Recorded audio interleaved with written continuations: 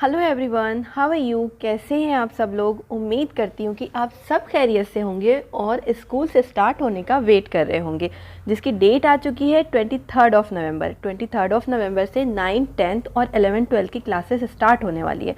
So let's see कि government और school इस सिचुएशन को कैसे मैनेज करती है। ओके, सो आज जो है हम 9th क्लास का ज्योग्राफी देखेंगे। चैप्टर का नाम है तिजारत। हम 9th क्लास का मैक्सिमम ज्योग्राफी का पोर्शन कंप्लीट कर चुके हैं। सो अगर आपको हमारे वीडियोस पसंद आ रहे हैं तो प्लीज़ चैनल को सब्सक्राइब कीजिए, लाइक कीजिए और ज़्यादा से ज़्यादा शेयर कीजिए। So now let's move on to the chapter. Chapter की स्टार्टिंग में कुछ क्वेश्चंस दिए गए हैं जिनके आंसर्स आपको अपने तौर पर फाइंड आउट करना है, जो कि बहुत ही बेसिक क्वेश्चन है। जिसमें सबसे पहला है कि रोज़मर्रा इस्तेमाल की जाने वाली 5 घरेलू अशिया की फहरिस्त बनाइए। सो ये बहुत ही सिंपल है। आप घर में रोज़मर्रा की ज़िंदगी में जो भी 5 चीज़ें यूज़ करते हैं आप वो ले सकते हैं, जैसे कि टूथब्रश, टूथपेस्ट, शक्कर, पत्ती, साबुन, सब्जियां, फल और बिस्किट वगैरह। ठीक है। अब उसके बाद सेकंड क्वेश्चन है कि ये अशिया कौन इस्तेमाल करता है। सो इट्स वेरी ऑब्वियस कि आपकी पूरी फैमिली, आपके तमाम जो है ख़ानदान के अफराद ये चीज़ें इस्तेमाल करते हैं। अब इसके बाद थर्ड क्वेश्चन है कि इसके सामने ये लिखिए कि ये अशिया आपको कौन फराहम करता है। सो ये तमाम अशिया जो है आप कहाँ से लाते हो? ग्रॉसरी शॉप से। जो भी मोहल्ले की किराना शॉप होती है आप वहाँ से लाते हो। सो आपको जो है ये तमाम चीज़ें दुकानदार फराहम करता है। ठीक है। अब इसके बाद है कि फहरिस्त में दर्ज अशिया आप कहाँ से ख़रीदते हैं। सो मोहल्ले की दुकान से हम ख़रीदते हैं। सी चैप्टर की स्टार्टिंग में ये सब क्वेश्चंस इसीलिए दिए गए हैं ताकि आपको जो है तिजारत से रिलेटेड एक रफ़ आइडिया आ जाए कि तिजारत क्या होती है। तिजारत का मतलब ये नहीं होता है कि आप बड़े पैमाने पर कोई बिज़नेस कर रहे हो, चीज़ों की दरामद बरामद कर रहे हो। तिजारत जो है आप घर बैठे भी करते हो, जैसे कि आप किराना शॉप पे जाते हो, उसको पैसे देते हो और उससे कोई चीज़ आप ख़रीदते हो। इट मीन्स कि आप तिजारत कर रहे हैं। ठीक है। अब अगला क्वेश्चन है कि ख़रीदो फरोख्त के अमल को आप क्या कहेंगे। सो इससे हम जो है तिजारत कहेंगे। ठीक है। अब इसके बाद अगला क्वेश्चन है कि अशिया फ़रोख्त करने वाला दुकानदार अशिया के बदले हमसे क्या लेता है। सो वो हमसे जो है रुपये लेता है। अब इसमें लास्ट क्वेश्चन है कि बाज़ार में ये अशिया कहाँ से आई है और इनका बुनियादी ज़रिया क्या है।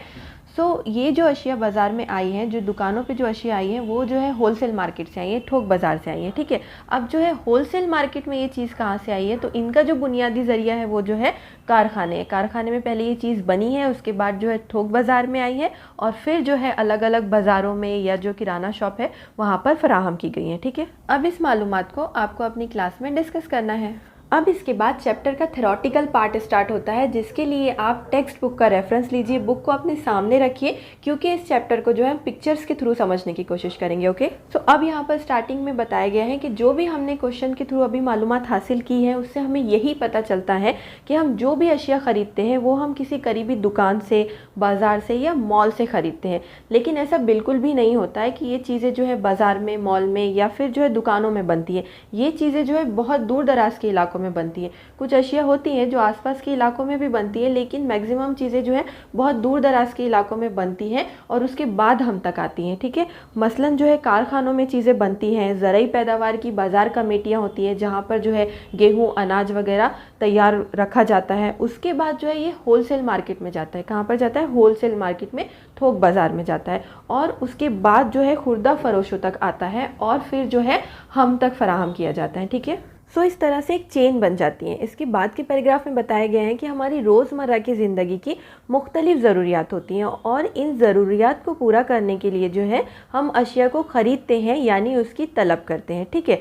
अब जो है अशिया कारखानों में बनती हैं, फिर उन्हें जो है थोक व्यापारियों को बेचा जाता है। इसी तरह जो है अशिया की ख़रीद व फरोख्त की जाती है हमारी ज़रूरियात को पूरा करने के लिए। ओके। अब इसके बाद जो है तमाम चीज़ों की डेफिनेशन क्लियर कर दी गई है कि जो चीज़ें ख़रीदता है, यानी कि जब हम चीज़ें ख़रीदते हैं तो हम क्या कहलाते हैं?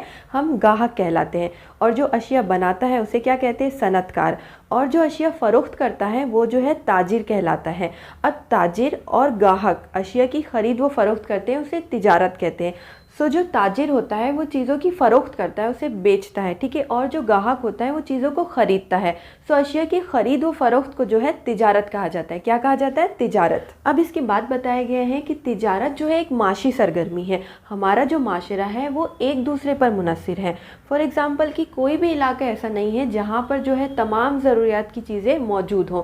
हर इलाके में, किसी इलाके में जो है गेहूँ की पैदावार ज़्यादा होती है, किसी इलाके में जो है संतरे की पैदावार ज़्यादा होती है, कुछ इलाके ऐसे हैं जहाँ पर जो है कपास की पैदावार ज़्यादा होती है। सो ऐसा कोई भी इलाका नहीं है जहाँ पे जो है ज़रूरत की तमाम चीज़ें मैसर हों। इसीलिए जो है तिजारत दो इलाकों के दरमियान या फिर दो मुल्कों के दरमियान भी की जाती हैं। फॉर एग्जांपल कि जो जम्मू कश्मीर का इलाका है वहाँ पर जो है सेब की पैदावार बहुत ज़्यादा होती है। सो हमारे पूरे भारत में जो है सेब की फ़रोख्त जम्मू कश्मीर से की जाती है। ओके, अब इसके बाद दो तरह की तिजारत का जिक्र किया गया है, एक मरई तिजारत और दूसरा जो है गैर मरई तिजारत। सो अब इसमें क्या होता है कि जब आप चीज़ों को देखकर ख़रीदते हैं, मसलन कि आप किसी सब्ज़ी की शॉप पे गए हैं, वहाँ से जो है आप सब्जियाँ या फल जो है देखकर ख़रीद रहे हैं, तो देखकर की जाने वाली अशिया की ख़रीद व फ़रोख्त को जो है मरई तिजारत कहा जाएगा। और जब खिदमात का तबादला होता है तो उसे जो है गैर मरई तिजारत कहते हैं। फॉर एग्ज़ाम्पल आप किसी वकील के पास जाते हैं तो वो जो है आपको अपना मशवरा देता है या आपके मसले का हल बताता है, तो आप जो है उसे फ़ी देते हैं। तो यहाँ पर जो है खिदमात का तबादला हो रहा है। इसी तरह से आप अगर किसी डॉक्टर के पास जाते हैं तो वो जो है आपकी बीमारी के बारे में जो है आपको मालूमात देता है। ठीक है, तो यहाँ पर जो है खिदमात का तबादला हो रहा है। यहाँ पर आप पैसे देकर मालूमात हासिल कर रहे हो, कोई चीज़ नहीं खरीद रहे हो। इसीलिए इस तरह की जो तिजारत होती है उसे गैर मरई तिजारत कहते हैं। ओके, अब इसके बाद जो है तिजारत की किस्में दी गई हैं। सो तिजारत की जो है दो किस्में होती हैं, एक अशिया की तादाद के मुताबिक और दूसरा जो है इलाकाई वसत के मुताबिक।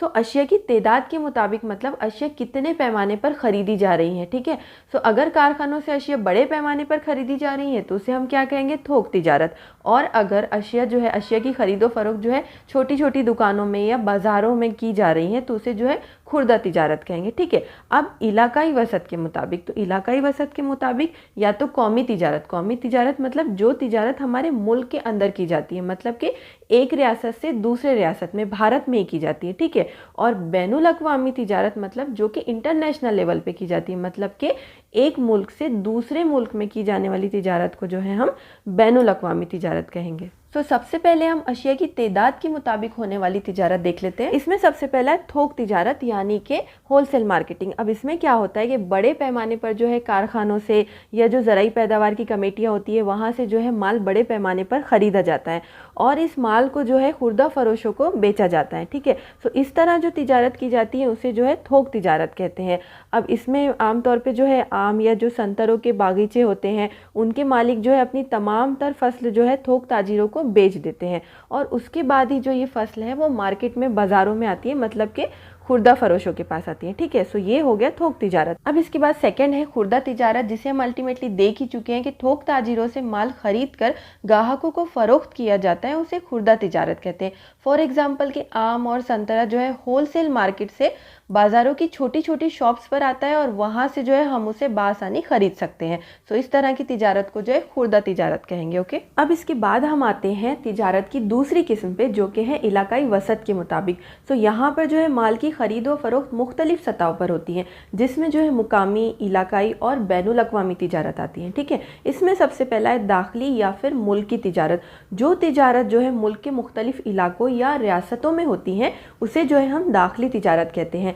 अब मुल्क का रकबा, वसाइल की दस्तियाबी, आबादी का पैमाना, नकल व हमल की सहूलियात, लोगों की तर्ज रहाइश, ये तमाम चीज़ें जो है दाखिली तिजारत पर असरअंदाज होती हैं। मसलन जो शहरी इलाके होते हैं वहाँ पर जो है आबादी ज़्यादा होती है, नकल व हमल की सहूलियात दस्तियाब होती हैं और लोगों की ज़रूरियात ज़्यादा होती हैं। इसीलिए जो है आसपास के गाँव से शहरों की तरफ जो है तिजारत ज़्यादा होती है। ओके, अब इसके बाद हम आते हैं बैनुल अक़वामी तिजारत पर। पहले हमने क्या देखा था, दाखिली तिजारत, जो कि है भारत के अंदरूनी रियासतों के दरमियान की जा रही थी। अब यहाँ पर जो है अशिया और ख़िदमत का तबादला एक मुल्क से दूसरे मुल्क के दरमियान होता है, तो ऐसी तिजारत को क्या कहा जाता है, बैनुल अक़वामी तिजारत। ठीक है, अब कुछ मुल्कों में जो है चंद अशिया की पैदावार बहुत ज़्यादा होती है और कुछ मुल्कों में कम होती है। सो एक दूसरे की ज़रूरियात को पूरा करने के लिए जो है बैनुल अक़वामी तिजारत की जाती है। अब यहाँ पर एग्जाम्पल दी गई है कि सऊदी अरब और कुवैत में जो है मादनी तेल बहुत ज़्यादा पैदा होता है, मादनी तेल के कारखाने बहुत ज़्यादा हैं, तो पूरी दुनिया में जो है मादनी तेल की तिजारत सऊदी अरब और कुवैत से की जाती है। इसी तरह से जो है कनाडा और अमेरिका में गेहूं बहुत ज़्यादा होता है,